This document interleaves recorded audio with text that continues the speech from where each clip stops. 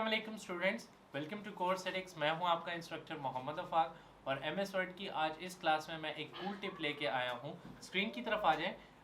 Mostly students को इस चीज़ की सीखने की काफ़ी क्यूरियोसिटी होती है कि अगर हमें तमाम तर एमएस वर्ड के शॉर्टकट्स एक जगह पे मिल जाए तो हम उसको सही तरीके से एनालाइज करके याद कर सकते हैं। तो उसके हवाले से एक टिप लेके आया हूँ। सबसे पहले आपने क्या करना है, व्यू टैब पे आना है। व्यू टैब में आने के बाद यहाँ से मैक्रोस पे क्लिक करना है। मैक्रोस पे क्लिक करें, यहाँ पे आपके पास ऑप्शन है व्यू मैक्रोस।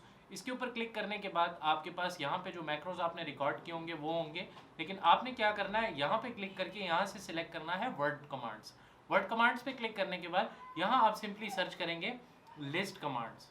जो ही आपने लिस्ट लिखा तो देखें लिस्ट कमांड्स आपके सामने आ जाएगा। क्लिक करके इसको रन करें।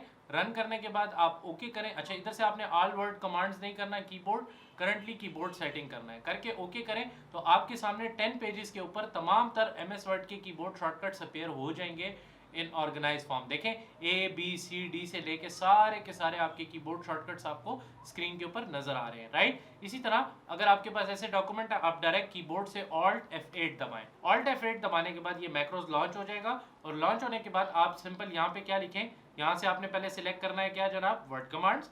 वर्ड कमांड्स लिखने के बाद यहाँ लिखें लिस्ट कमांड्स। लिस्ट कमांड्स लिख के इसको यहाँ से रन करें तो देखें उसी तरीके से ओके करें तो आपके पास एज इट इज़ उसी तरीके से आ जाएगा।